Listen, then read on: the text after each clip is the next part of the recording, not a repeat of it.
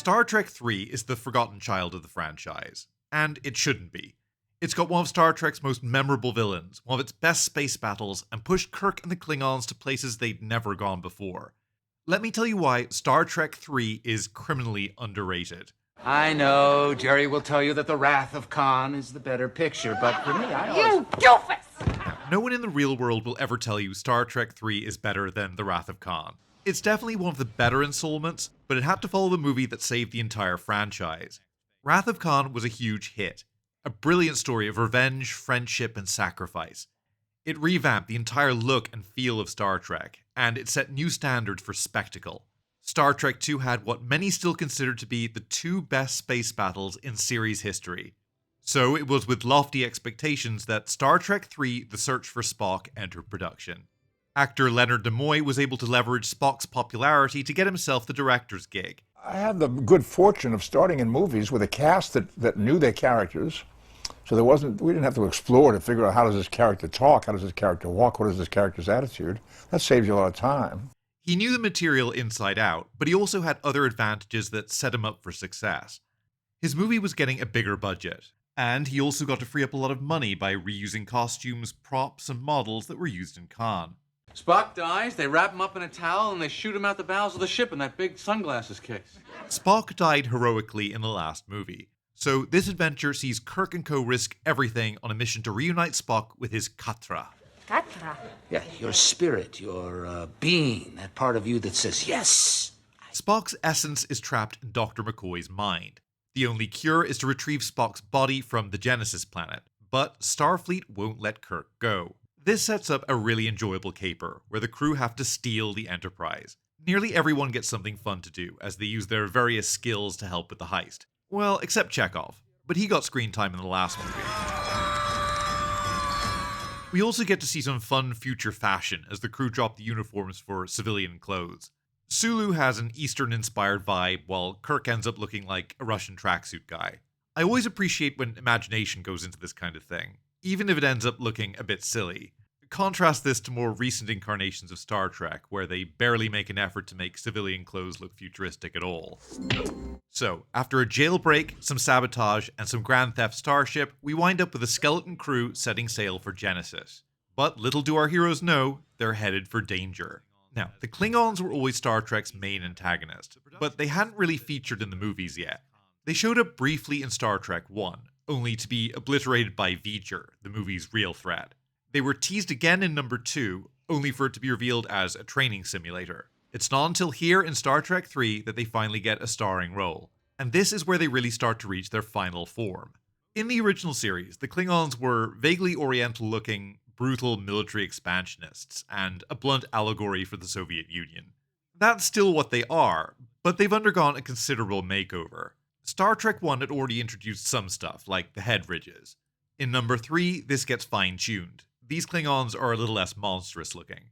In fact, this look, the makeup, the uniforms, the ambiance, would endure largely unchanged for the next few decades. The Klingons in Deep Space Nine would look mostly identical to what we see here, and attempts to change this up in the reboot movies and in Star Trek Discovery just didn't stick. Later on in Strange New Worlds, they ended up circling back around to something closer to this iconic look from Star Trek 3. This is also our first encounter with what would become the signature Klingon ship, the Bird of Prey. It's a great design. It looks threatening, like a praying mantis. It's convincing as this dangerous warship. And it wasn't just the Klingon look that had evolved. We get glimmers of the noble warrior culture that would be solidified in later stories in the 1990s. In an early scene, this Klingon lady sacrifices her life for the good of the mission. I do not deserve to live. And towards the end of the movie, a captured Klingon asks Kirk to kill him so that he can avoid dishonor. You said you would kill me. I lied. At the center of all this is our antagonist. Now, Christopher Lloyd is an odd choice here. He usually plays these oddball characters, but he is brilliant as Captain Kruge. Kruge is ruthless. His own crew are terrified of him, and he later proves a cunning adversary when he goes toe-to-toe with Kirk. The Cold War allegory is also still alive and well. Kruge gets wind of the Federation's Genesis project. It was made to create life on barren planets, but the Klingons can see it has destructive capabilities. Great power To control, dominate. They can't afford to let the Federation have it. These are still two rival powers that are just unable to trust each other. But we also get some hope for the future, little hints that the Cold War might be coming to an end. Kruge is a rogue operator. He's going after Genesis without the knowledge of his government. Even as our emissaries negotiate for peace, we will act for the preservation of our race. So, we have our setup for the big battle. Kirk and the Klingons are both headed to Genesis, on a collision course. Both are going rogue without their government's permission, and neither are aware of the other. But Kirk's mission is personal. He wants to help a friend in trouble. Kruge is a patriot, willing to risk it all in the interests of the Empire. Now, Wrath of Khan set the bar for space combat really high, and Star Trek III tries hard to live up to this. The result is a really good battle.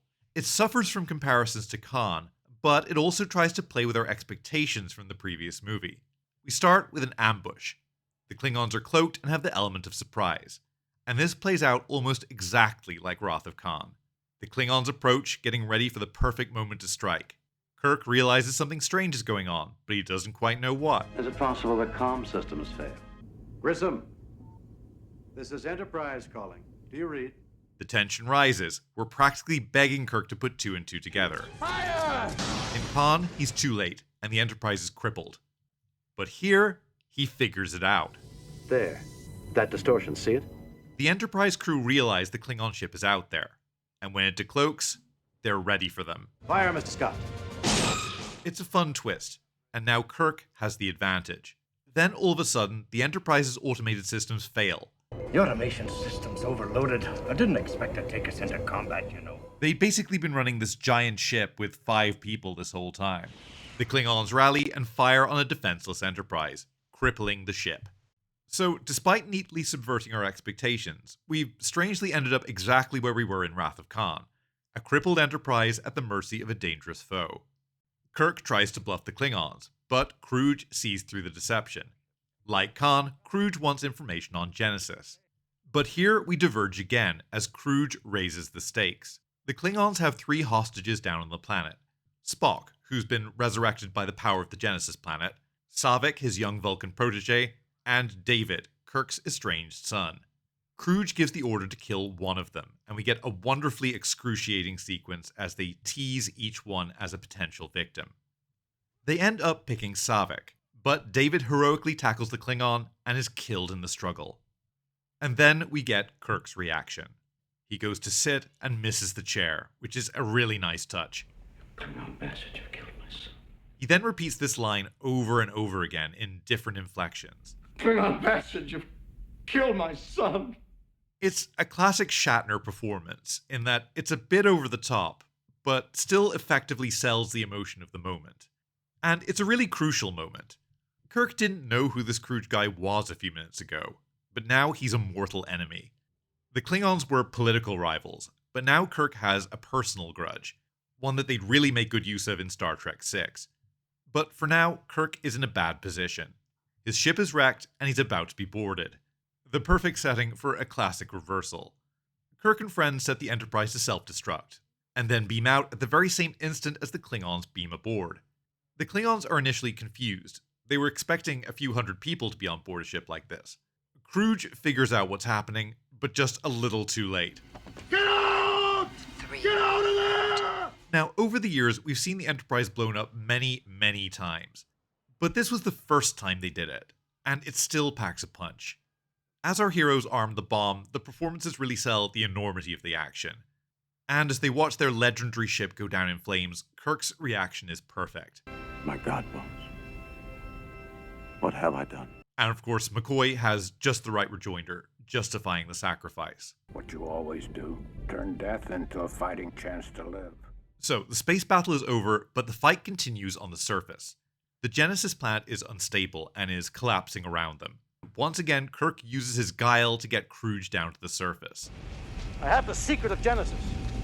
You're gonna have to bring us up there to get it. But Kruge is understandably suspicious given everything that's happened. You should take the Vulcan too. No! He beams most of the captives to his ship, but denies Kirk's request to beam Spock up too. But why? Because you wish it! So we have the final face-off. Kruge wants the secrets of Genesis from Kirk. Kirk can't give it to him, But he also can't just heroically sacrifice himself. He needs to get Spock to safety. He appeals to Kruge's sense of self-preservation, but it's no good. You fool, look around you! The planet's destroying itself! Yes, exhilarating, isn't it?